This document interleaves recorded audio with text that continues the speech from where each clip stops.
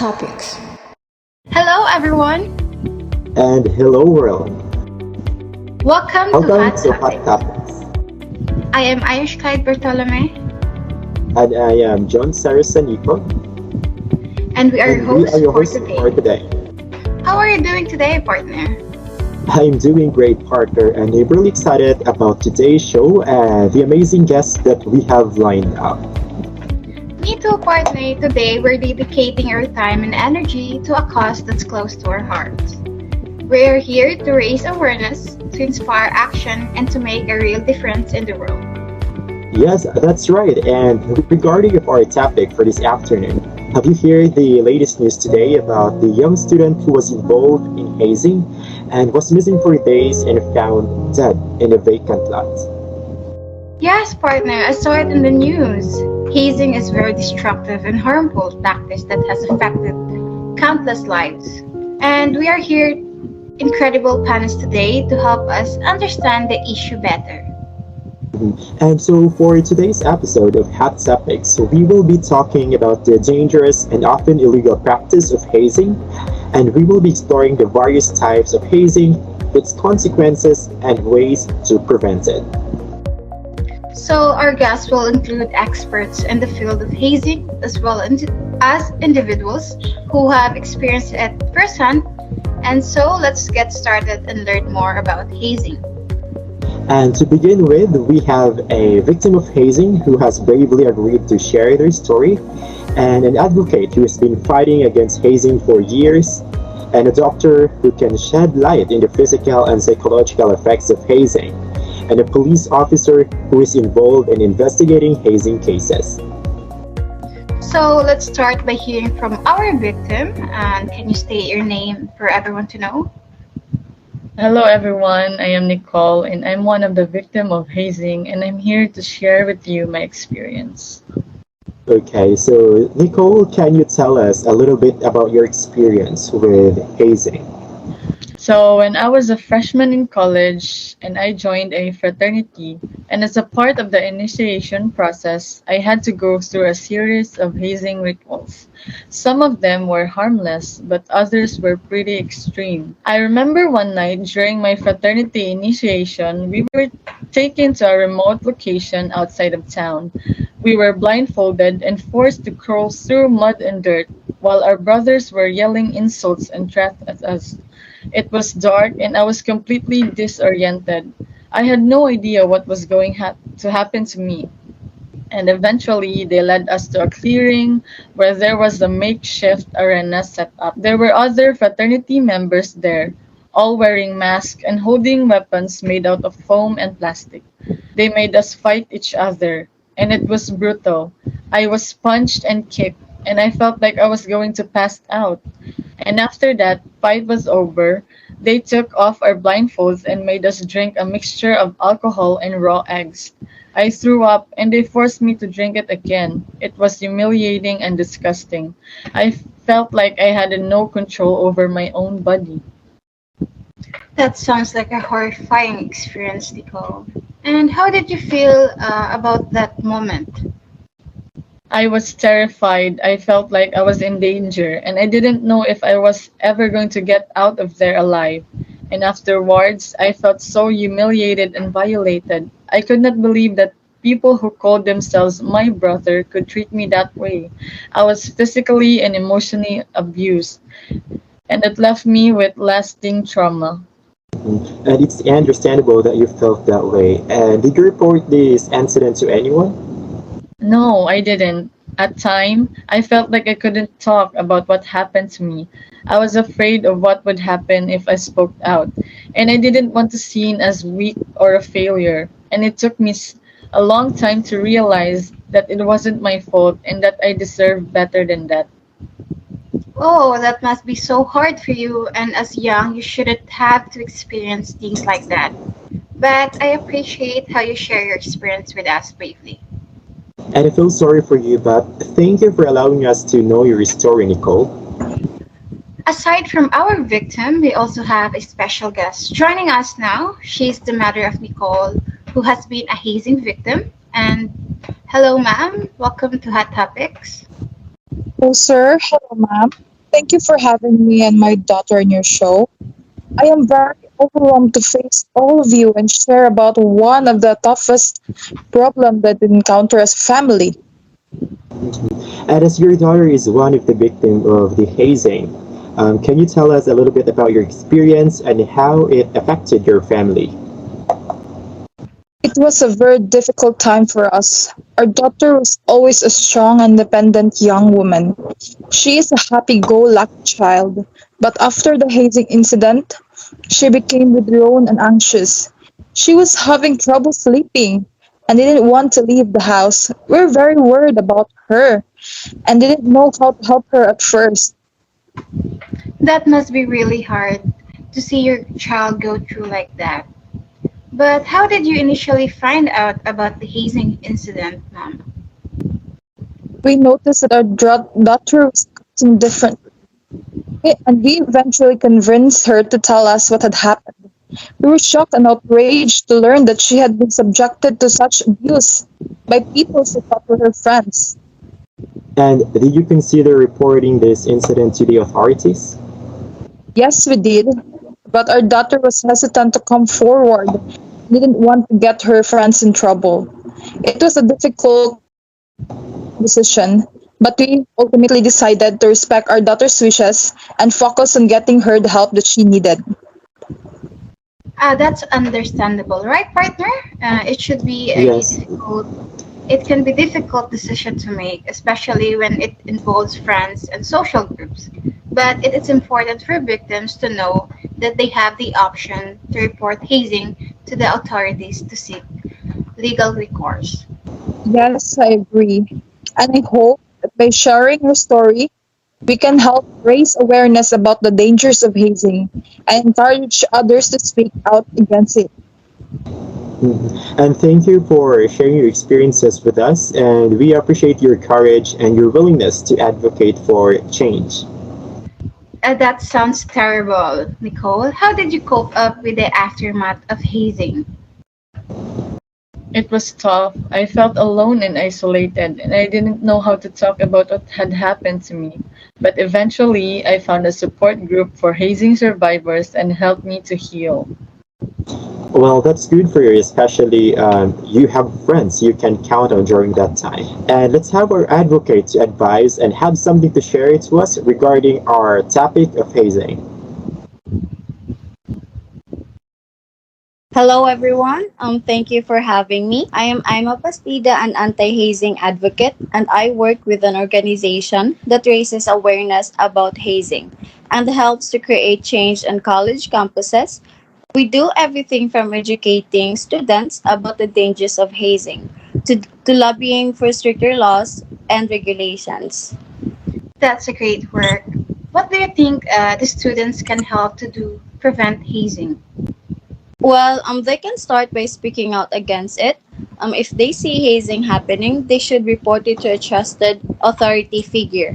And they can also refuse to participate in hazing rituals themselves. So it's important for everyone to understand that hazing is not just harmless fun or a rite of passage. It's a form of abuse that can have serious consequences for victims and the entire community. So the hazing perpetuates a culture of power and control, where those in position of authority use their power to humiliate and harm others. So it creates an environment where people feel like they have to conform to certain norms and behaviors, even if they're harmful or go against their values. So it's time for us to change the conversation around hazing and start treating it as a serious issue that it is. So we need to shift the focus away from individual responsibility and start holding institutions accountable for allowing hazing to occur. So this means implementing strict anti-hazing policies, providing education and resources to students, and enforcing consequences for those who engage in hazing. So we also need to support victims and survivors of hazing like Miss Nicole by creating safe spaces for them to share their stories and seek help. So this includes providing access to counseling services, creating peer support groups, and engaging in awareness campaigns the challenge the normalization of hazing. Together, we can work towards creating a culture of respect and dignity, where everyone feels valued and empowered to speak out against hazing and other forms of abuse. That is a great insight. Do you agree with me, partner? Yes, I really do. It sounds like a lot of work and dedication is needed to create change. And I would like to say this to everyone that I am impressed by the passion and commitment of advocates like Miss Alima to tackle this issue and the many other issues that college students face today. We are fortunate to have such dedicated individuals and organizations to help create a better world for all of us. Thank you, Miss Aima. So we move on to our next guest from Adventist Hospital, and her name is Dr. Jenny. Hello, Doc. Hello, Sir Jion and Miss Irish. So good evening, everyone. I am Dr. Jenny. I've been working in Adventist Hospital for over 10 years already, and I encounter a lot of patients that is a victim of hazing. Mostly our hazing patients are very young, like the same age of Nicole. They were seriously injured and was rushed to the hospital. So everyone, I want to inform you that hazing is a form of initiation ritual that often used in fraternities, sororities, and other social organizations. It typically involves physical and mental challenges like endurance tests, humiliation, or even physical abuse as a way of proving one's loyalty or worthiness to the group. That sounds pretty intense, Doc. So, Doc, can you tell us what are some risks associated with hazing? Well, there are a lot of risks. It can cause a range of injuries from bruises, cut, or to more serious injuries like broken bones, internal organ damage, but the psychological effect can be just as damaging. Hazing can cause anxiety, depression, and post-traumatic stress disorder. It is important for victims to seek medical help and counseling. We can provide treatment for physical injuries and connect victims with mental health professionals who can help them process their experience and develop coping strategies. Wow, that's really concerning, Doc. And also, Doc, what message do you have for those who have been victims of hazing and are watching right now regarding the aftermath of hazing? Oh, I'm glad you asked that, Sir Jion. So it's also important for victims like Miss Nicole to take care of themselves in aftermath of hazing. This can include getting enough sleep, eating well, and engaging in activities that they can enjoy. Thank you, Doc Jan. Your insights are invaluable and give us better understanding of the serious physical and psychological effects of hazing. It's clear that the victims of hazing should not be afraid, like like Nicole, to seek help, and that there are various support systems available to help them. And finally, let's have our police officer. Can you tell us about your experience investigating hazing cases? Well, hello everyone, and especially to the lovely host and to my fellow guest. I am Jaylene R. Arigadas, and I am one of those police officers who have investigated a hazing case. Well, it's a difficult and challenging job, and hazing is often done in secret, and victims may be reluctant to come forward, but we take every report seriously and we do our very best to hold the perpetrators accountable.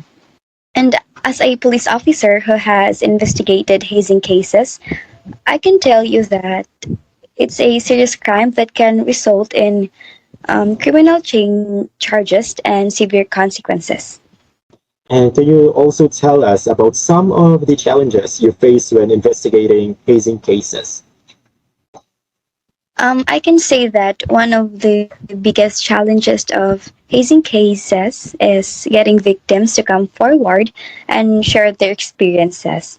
Hazing often occurs within tight knit social groups, and victims may feel pressure to remain silent or protect their friends. And it can be difficult also to gather evidence and build a case without the cooperation of victims and witnesses. Well, officer, how do you approach these cases and try to build trust with the victims and their families? Well, we always try to approach hazing cases with sensitivity and understanding. In this way, we also want victims to feel that they can trust us and that we're here to help them. We also try to connect victims and their families with support services such as counseling and advocacy so that they can feel supported throughout the investigation process. And can you tell us about some of the consequences for those who engage in hazing? Well, as we all know, hazing is a criminal offense, and those who are engaged in hazing can face serious legal consequences, including fines and jail time. Also, schools and universities may also impose disciplinary actions such as suspension or expulsion. That is why it's important for students to understand that hazing is not a harmless activity and can have serious consequences for everyone that is involved. So, officer, how can the students and organization work to prevent hazing and create a safer environment for everyone? It always starts with education and awareness. Students and organizations need to understand that hazing is never acceptable and that it's important to create a culture of respect and inclusivity. Schools and universities can also implement anti hazing policies and provide resources for students who may be struggling or need support. Oh, thank you for sharing your insights and experiences with us, officer.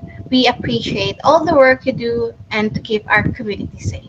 Thank you also, and thank you for having me here. Well, once again, thank you for your insights, officer. And let's turn back to our victim for a moment. Can you tell us, Nicole, a little bit about the social dynamics of hazing? Why do people engage in this kind of behavior? So I think there's a lot of pressure to fit in, especially in college, and for some people, hazing is seen as a rite of passage, a way to prove that you're part of the group. But it's important to realize that it's not worth it. The harm that it causes is not worth any sense of belonging. And also for all of our guests, we would like to say something, or would you like to say something to our audience before our show will end? And let's start with Miss Iva, followed by Dr. Jenny, and lastly a police officer. Well, that's a great point, Nicole. As I always say, that hazing is not about brotherhood or sisterhood. It's about power and control.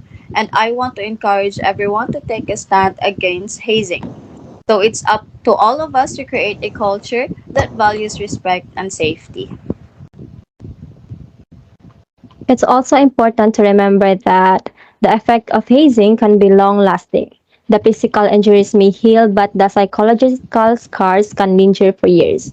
Also, remember that you're not alone. There are resources available to help you, including supports group, hotlines, counseling services, and you don't have to suffer in silence or feel like you have to deal with the aftermath and hazing on your own. But if you do, please seek medical and psychological help as soon as possible. And lastly, it's important also for victims to come forward and report hazing immediately because we take every report seriously and we work to hold the perpetrators. And that's a great and a lot of lessons. And it's clear that there are various support systems available to help them. Yes, that's true, partner. I hope today's show has given you some insights into the dangerous consequences of hazing and the importance of having conversation about this issue with the young people. And thank you so much for joining us today and for this informative and engaging talk show. We hope that you found it enlightening and that it provided you with valuable insights and information. And we also like to express our gratitude to our esteemed guests for sharing their expertise and experiences with us. and to our audience for tuning in and participating in this discussion. And remember that the conversation doesn't have to end here. Uh, we encourage you to continue to explore the topics and we stay engaged with the issues that matter to you. Thank you again for being part of today's show, and we look forward to having you join us for future discussions. This is Irish Pride Bartolome, And my name is John Sarasanico, and and this is Hot Hot Topics. Topics.